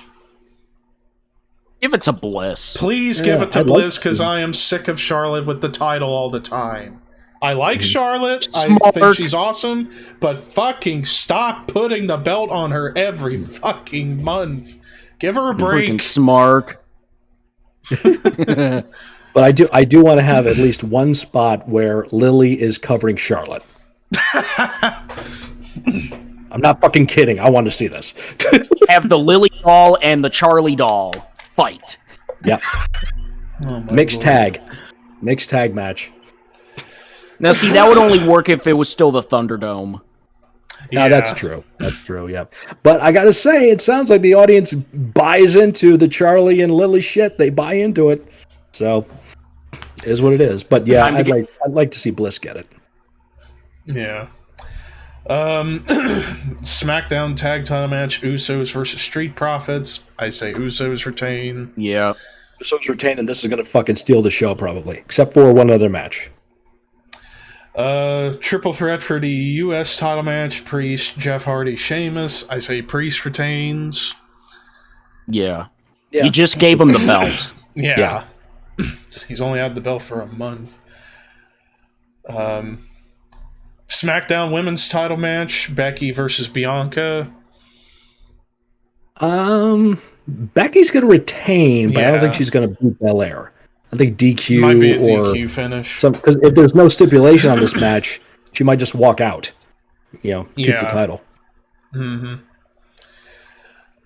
Then we got the main, what pretty much going to be the main event, the Extreme Rules match for the Universal title, Roman versus the Demon. Roman. The only way they have the Demon win is if they have Brock interfere. Which they could do. Since it's no DQ. And really, when you think about Brock versus Roman, I mean, it doesn't really need the belts, but at the same point, you gotta keep that belt on Roman as long as you can. Yeah, and with that, and I think James just made a great idea with that, because October, we know, Crown Jewel, Saudi Arabia, it's Brock and Roman. If Roman's got the title, he's beaten Brock. That's probably just a fucking law of nature. If there's no belt on the line, then Brock has the chance to beat Roman. Way, yeah. You don't probably think that Brock is going to put Roman over there, without the title and all that stuff involved. So if the title was involved, Roman would probably go over. Brock probably wouldn't want to lay down for him at this point. He would want to do it some other time. So that's my guess there. Because didn't those two already wrestle over there? Or am I thinking? Yeah, in the cage match. It was the first one. The first at the Greatest Royal Rumble. Yeah. Yeah. So there is that factor too. But I would love to see the Demon get it, but I kind of doubt it is, unless we get some kind of interference and Brock fucks Roman over. So. I think that's you're not going to have the Demon beat Roman clean at all. No. The only way he's going to win is if they do Brock interference. Mm-hmm. And that's the reason why I say the Demon wins, because you cannot beat the Demon. I mean, on the main roster, he's unbeaten. Yeah, the Demon overall has only lost once, and that was to Joe. Since being on the main roster, the Demon's not lost. You cannot end that yet. And yeah, I could totally see Brock showing up, causing a schmaz to get the belt on the Demon, and then they could do whatever afterwards, because, I mean, as much as I would rather have them keep it on Roman, you can't beat the Demon, no matter who it is, right now. Later down the line, probably, but not right now. Well, since the to Demon's go further just come on, back, does Roman versus Rock necessarily need the belt? No. If they do it at WrestleMania? No, it doesn't. Well, no, but if it's main event, they'll want to have the title in there. If it's the last match, let me clarify that. Not just a main event, because there's main events all over WrestleMania. Cena there's Rock only one main event for the belt. That's the last match. Yeah. Well, Cena Rock 1 wasn't for the title. And it didn't need it. It's one of those you really don't know. Personally, I think keep that belt on Roman as long as you can. Just add more, stones to the Infinity Gauntlet. Speaking of that, anybody catch the latest episode of What If? I did, and it was weird, but it was cool as shit. It was fun. After the weeks of depressing, dark episodes we got, it was cool to see this one be like the fun previous loving. 3, the previous 4. Yes. Because that episode 3 was dark, and then episode 4 was the darkest, saddest thing Marvel Studios has ever fucking done. Marvel Zombies, Episode 6, that's my least favorite, because it's like, I get it was the bigger, crazier version of Killmonger's plan, but it's like, really, you're doing Wakanda versus America? That does not click well for me. But hey, they'll close up on that in the next couple episodes, because pretty much everything's coming back for these next 2. But yeah, this episode, good lord, fucking, you're my brother from another mother, man. It was Thor's day off. Hearing Tom Hiddleston say that line, it was like, what? That is so weird, but it's so funny. Mm-hmm. I can't wait for these next 3 episodes. They're gonna be cool as shit. But that's on the Marvel side, and then a couple weeks, or actually next Friday, Venom 2 comes out. Woody Harrelson versus Tom Hardy. Never thought you'd see that, did you? No, never thought I'd see that, but it's gonna be cool. Although I'm waiting until a friend of mine who I went and saw Black Widow with comes back from a trip in Virginia in a couple weeks. But yeah. But that's all on the Marvel side of things. Now, in terms of music, new Carcass album was great as shit. Not as good as Surgical Steel, but it didn't have to be. It was its own thing. Plus, they did their longest song ever, 10 minutes long, and it was awesome. And it was an awesome listened song. to a couple tracks. I thought they were good. I didn't think actually they were anything groundbreaking or anything like that. Or anything like same here. But they were good. They were good, nonetheless. It was Carcass, so yeah. And actually, time to grab the collection, because these are the latest ones I got. Scott, I don't know if you know about this band, but Winter Into Darkness. Yeah. Death Doom band from New York. Okay. Yeah, basically it's like if you took Celtic Frost but slowed it down a little bit, you get Winter. Because it's so Celtic Frost inspired. Yeah, some sections get a bit boring, drawn out with the ambient stuff, but it adds to the murkiness. And the vocals are just disgusting, like kind of like Tom Moyer, but deeper, like in shadows, kind of that voice. When Angelina Love looks in the mirror, she sees that. Yes, she sees a gray bummer. Winter. she sees a gray bummer. I was gonna say, is Katarina on the album? I don't recall any female vocalists on here, but maybe on a B-side? Anyways, never mind. I know what you meant. Because there's a few places I would like to put Katarina myself. And then the big one. You got Binge and Purge. This monstrosity of fucking discs. See, that's the crazy thing, because when that first came out, it was not in the compact design like that. It was VHS and CD. It was the big fucking box with the VHS and all that stuff in it. Yeah. This is the reissue from 2002. Yeah. And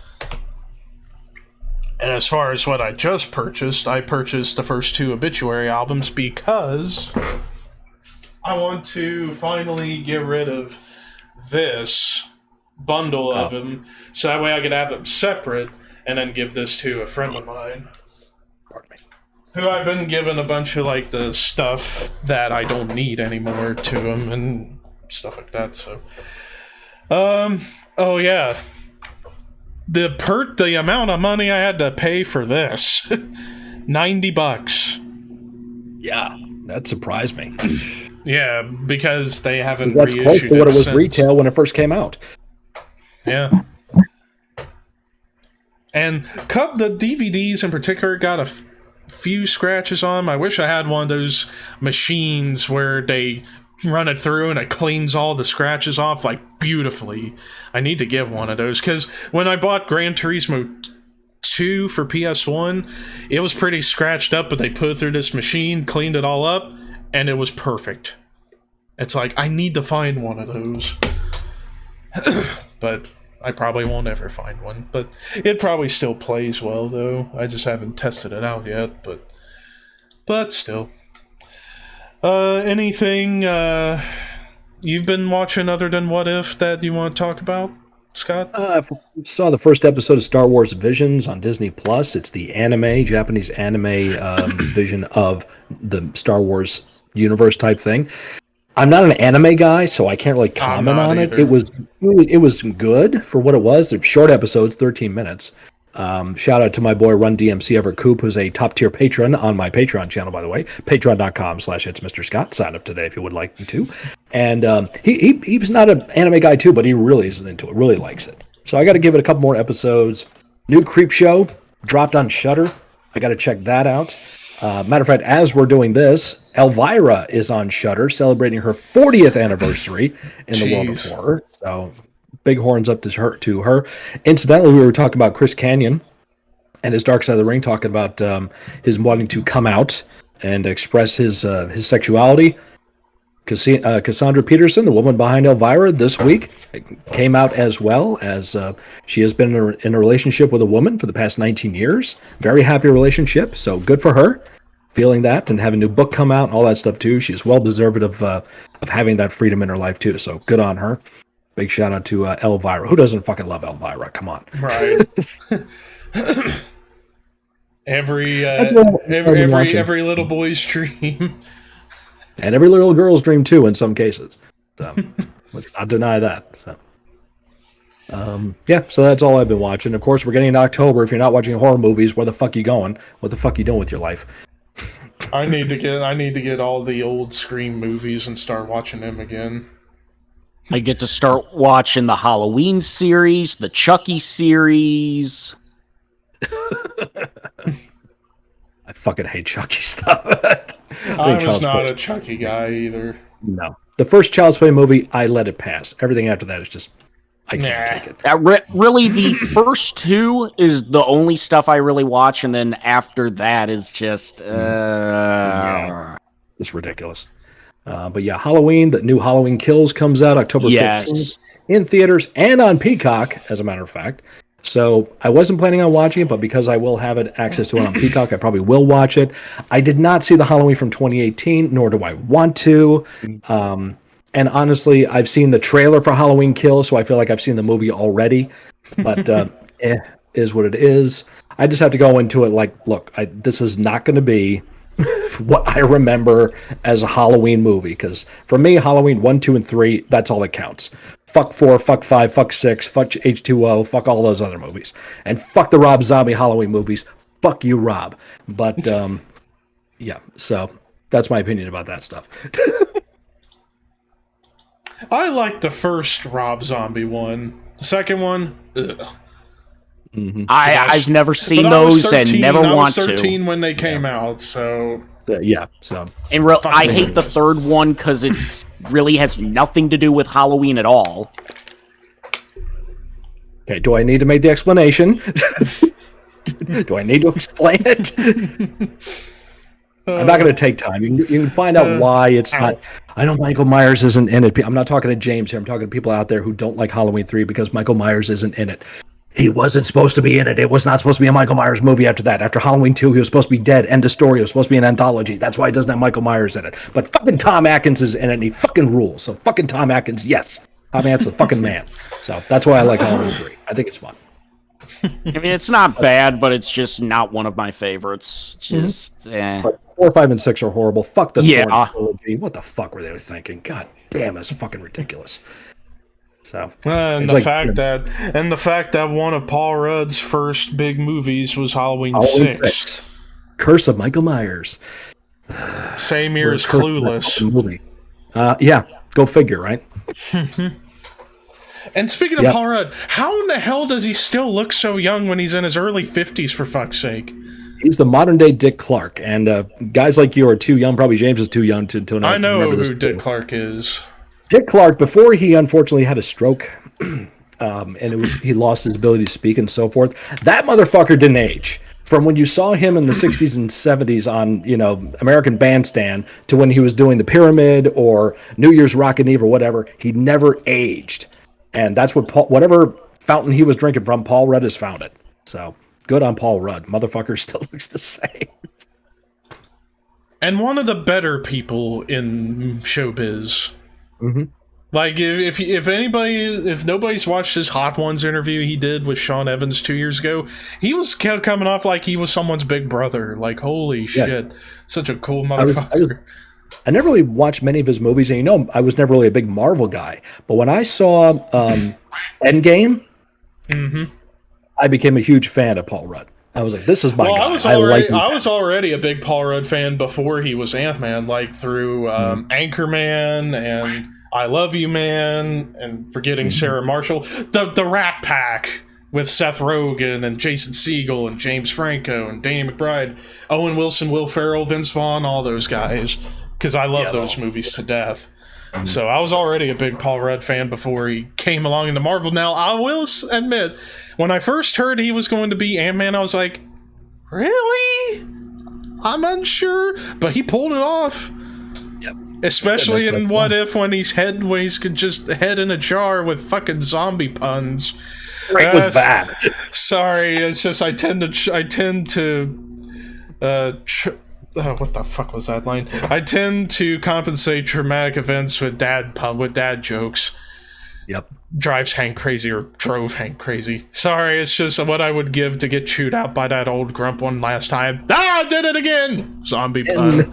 Yep. And it all started with Halloween 6. It all did. And Clueless. And Clueless, yeah, same year.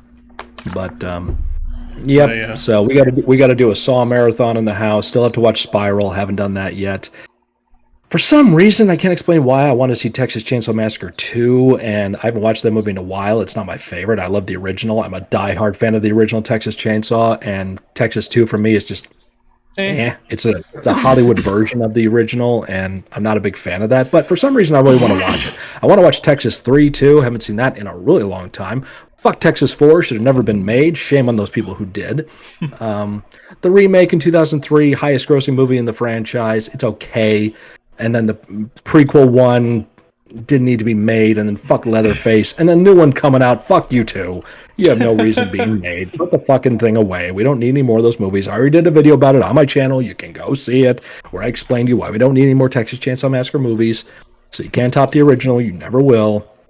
So, and I feel the same way, and I feel the same way about them doing a 5th Scream movie. It's like, they should have stopped after 3. I mean, 4, it wasn't bad, but it's like, was it needed? No, it really wasn't needed. No.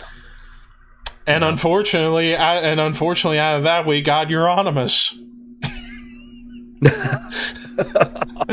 If nobody gets that, look up Rory Culkin. Rory Culkin, yep. But yeah, like I thought the first 3 were great in their own way. Like, and I love the tone. The reason why I think Scream is my favorite horror franchise is the fact that it feels like a movie within a movie.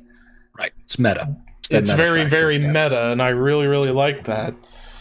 You go back to, and also without that, you wouldn't have David Arquette. Yeah, well, yeah. Well, he was doing stuff beforehand, but. The butterfly effect, people. Butterfly effect, yes. I was just going to get to that. Yep. Oh, so Scream is the reason why WCW went out of business?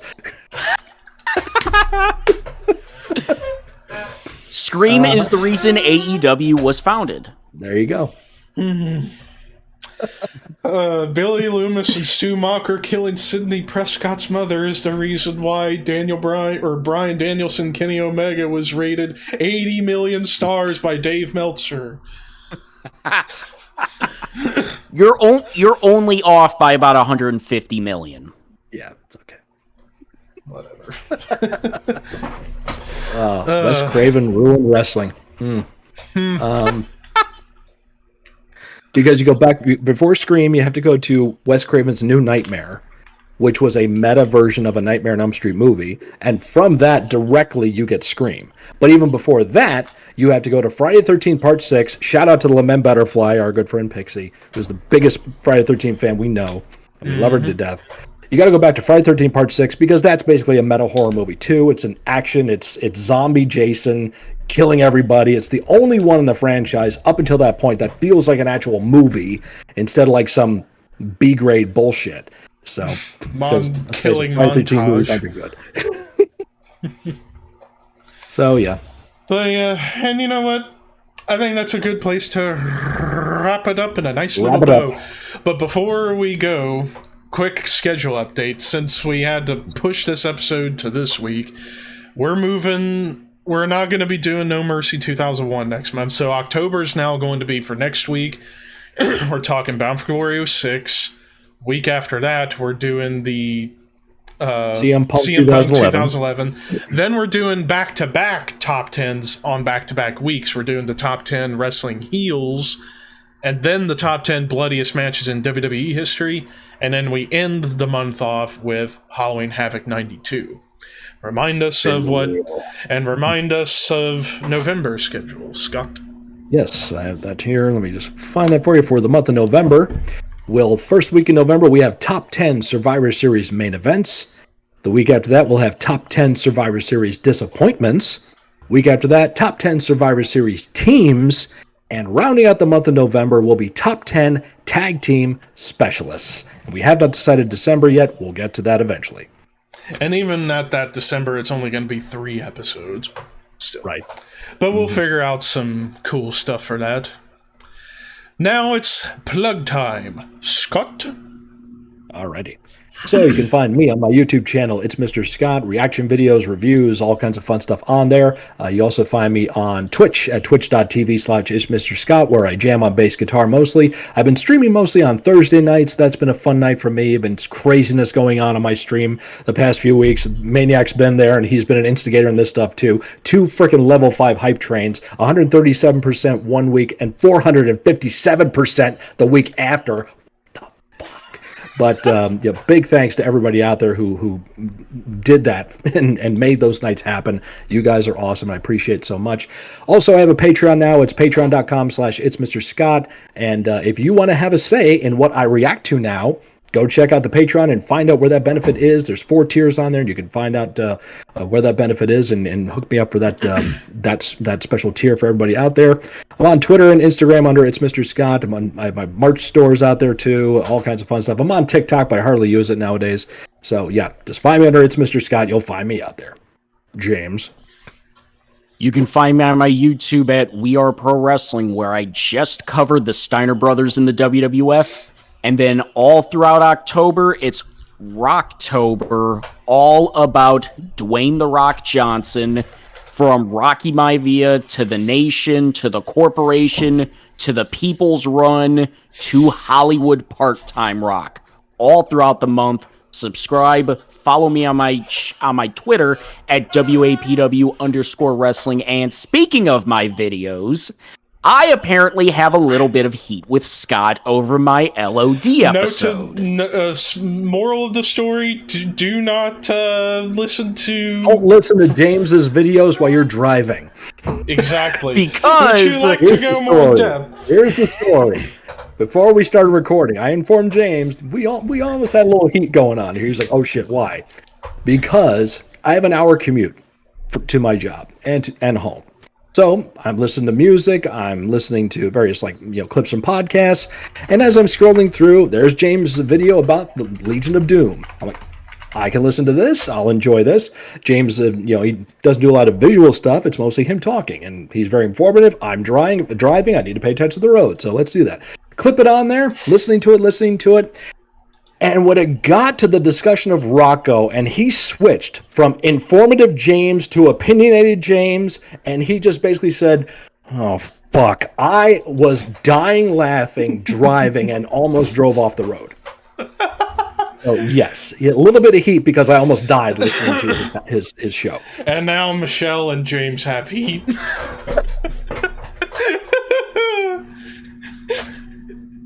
Which I am sincerely sorry about.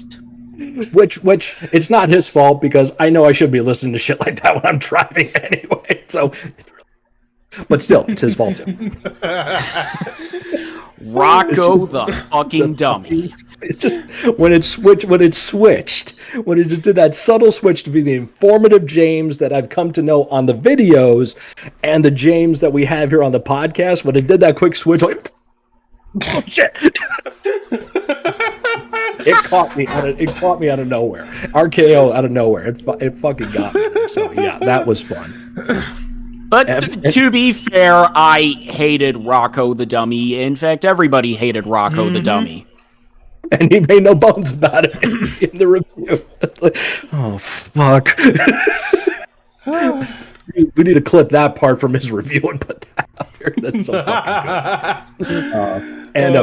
good. Before Levi does his plugs too, shout out to our good brother Walter Ball, who hopefully will be back in a couple of weeks, probably mid-October, hoping to get Walter back on here because we know you're all missing Walt out there. We miss him too, so we'll get him back on here. But you can listen to me and Walter as part of the Necrocasticon podcast with our buddies Tom Clark, Skip Novak, and Dan Roberts. That comes out to you every Monday. Just go to necrocasticon.com or find us on Facebook, Twitter, and Instagram under Necrocasticon. And you find Walter on Twitter at YourWaltBall. He's been very active on Twitter lately, so go hang with him out there too and be his buddy, because everybody wants to have a friend like Walt. Levi. All right, and then finally, you can subscribe to me, YouTube, ThrashManiac99. I've been on a roll with album reviews as of late. I've reviewed, let me see, the past few weeks, I've reviewed Hooded Menace, Iron Maiden, Aborted, and now recently Carcass. The next one, I might go back to listen to an album I forgot to listen to, and I'm thinking it's going to be the new Fear Factory album that came out in June. Might do a review of that tomorrow or Monday.